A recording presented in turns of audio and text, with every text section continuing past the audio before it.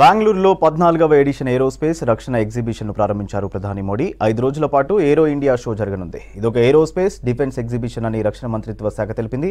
Exhibition లో వివిధ రకాల ఎయిర్ క్రాఫ్ట్స్, యుద్ధ విమానాలు, విమాన రంగ కంపెనీల ప్రొడక్ట్స్, రక్షణ రంగానికి సంబంధించిన ప్రొడక్ట్స్ ప్రదర్శించవచ్చని రక్షణ శాఖ తెలిపింది. ఇక బెంగళూరులోని ఎలహంక ఎయిర్ బేస్ లో ఏరో ఇండియా ప్రదర్శన జరుగుతోంది. కార్యక్రమానికి రక్షణ మంత్రి రాజ్నాథ్ సింగ్, కర్ణాటక సీఎం బసవరాజు బొమ్మాయి, ఇతర ఉన్నతాధికారులు హాజరయ్యారు. और डिफेंस में नए अवसर पैदा होंगे। इससे कर्नाटका के युवाओं के लिए नई संभावनाएं खुलेगी। मैं कर्नाटका के युवाओं से भी आह्वान करता हूं, टेक्नोलॉजी को फील्ड में आपको जो महारत हासिल है उसे रक्षा क्षेत्र में देश की ताकत बनाइए। आप इन अवसरों से ज्यादा जुड़ेंगे तो डिफेंस में नए इनोवेशंस का रास्ता खुलेगा।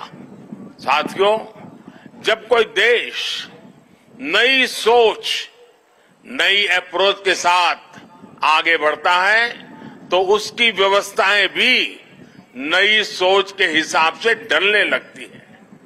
एरो इंडिया का ये आयोजन आज नए भारत की नई अप्रोच को भी रिफ्लेक्ट करता है। एक समय था जब इसे केवल एक शो या एक प्रकार से सेल्फ टू इंडिया की एक विंडो भर माना जाता था। बीते वर्षों में देश ने इस परसेप्शन को भी बदला है। आज एरो इंडिया केवल एक शो नहीं है, ये इंडिया की स्ट्रेंथ भी है। आज ये इंडियन डिफेंस इंडस्ट्री के स्कोप को भी फोकस करता और सेल्फ कॉन्फिडेंस को भी फोकस करता है। ऐसा इसलिए क्योंकि आज दुनिया की डिफेंस कंपनियों के लिए भारत केवल एक मार्केट ही नहीं है, भारत आज एक पोटेंशियल डिफेंस पार्टनर भी है। ये पार्टनरशिप उन देशों के साथ भी है जो डिफेंस सेक्टर में काफी आगे हैं। जो देश अपनी रक्षा जरूरतों के लिए एक भरोसेमंद साथी तलाश रहे हैं, भारत उनके लिए भी एक बेहतर पार्टनर बनकर आज उभर रहा है। हमारी टेक्नोलॉजी इन देशों के लिए कॉस्ट इफेक्टिव भी है और क्रेडिबल भी है। हमारे यहां बेस्ट इनोवेशन भी मिलेगा और ऑनेस्ट इंटेंट भी आपके सामने मौजूद है। साथियों, हमारे यहां कहा जाता है प्रत्यक्षम किम प्रमाणम, अर्थात प्रत्यक्ष को प्रमाण की आवश्यकता नहीं होती। आज भारत की संभावनाओं का, भारत के सामर्थ्य का प्रमाण हमारी सफलताएं दे रही है। आज आकाश में गर्जना करते Tejas fighter planes make in India के सामर्थ्य का प्रमाण है। आज हिंद महासागर में मुस्तैद aircraft carrier INS Vikrant make in India के विस्तार का प्रमाण है। गुजरात के बड़ौदा में C-295 की मैन्युफैक्चरिंग फैसिलिटी हो या तुमकुर में HAL के हेलीकॉप्टर यूनिट हो, ये आत्मनिर्भर भारत का वो बढ़ता सामर्थ्य है जिसने भारत के साथ साथ विश्व के लिए नए विकल्प और बेहतर अवसर जुड़े हैं। साथियों, 21वीं सदी का नया भारत अब न कोई मौका खोएगा और न ही अपनी मेहनत में कोई कमी रखेगा। हम कमर कस चुके हैं। हम रिफॉर्म्स का रास्ते पर हर सेक्टर में रिवॉल्यूशन ला रहे हैं। जो देश दशकों से सबसे बड़ा डिफेंस इंपोर्टर था, वो अब दुनिया के 75 देशों को डिफेंस इक्विपमेंट एक्सपोर्ट कर रहा है। बीते 5 वर्षों में देश का निर्यात 6 गुना बढ़ा है। 2021-22 में हमने अब तक के रिकॉर्ड 1.5 बिलियन डॉलर से ज्यादा के एक्सपोर्ट को, उस आंकड़ों को हमने पार कर लिया है।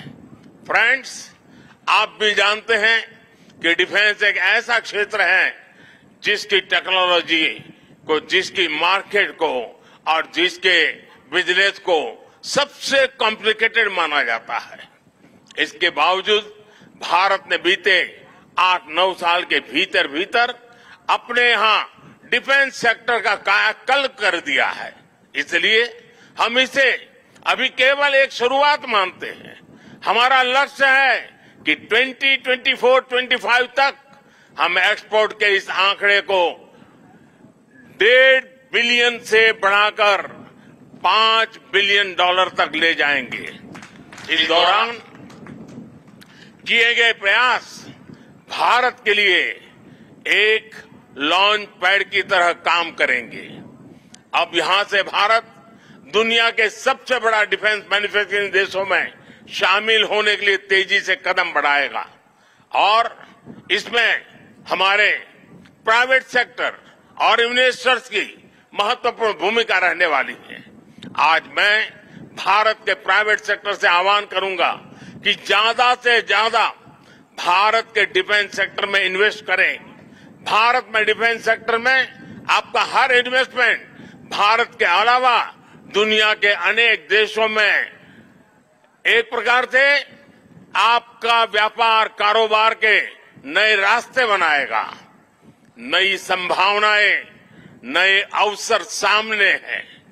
भारत का प्राइवेट सेक्टर को इस समय को जाने नहीं देना चाहिए।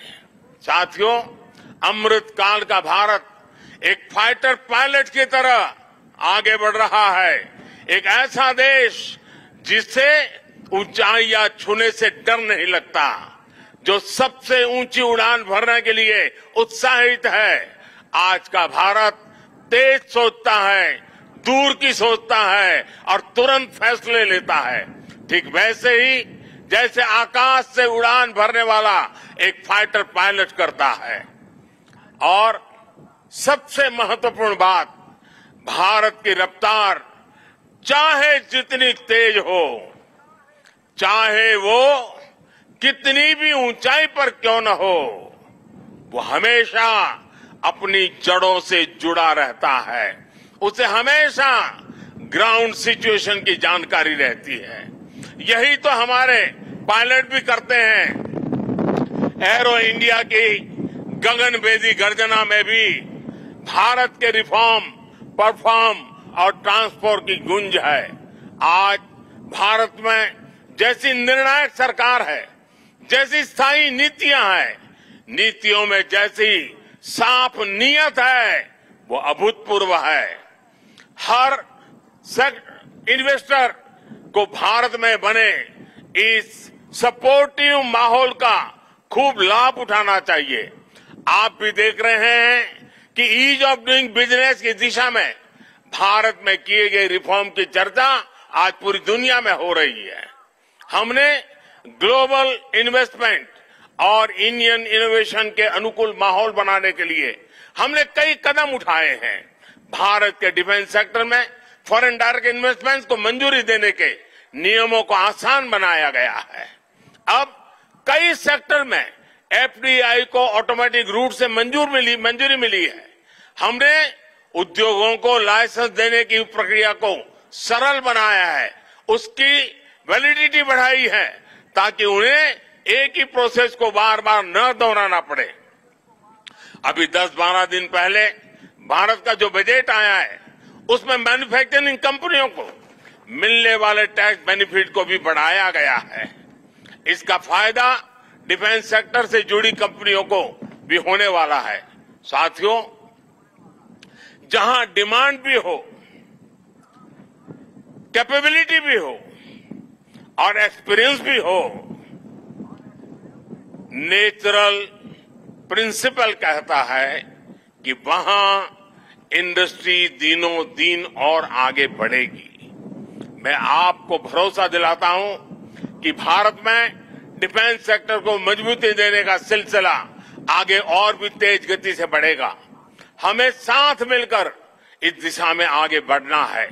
मुझे विश्वास है आने वाले समय में हम एरो इंडिया के और भी भव्य और शानदार आयोजन के गवाह बनेंगे। इसी के साथ आप सभी का एक बार फिर बहुत बहुत धन्यवाद करता हूं और आप सबको अनेक अनेक शुभकामनाएं देता हूं। भारत माता की जय।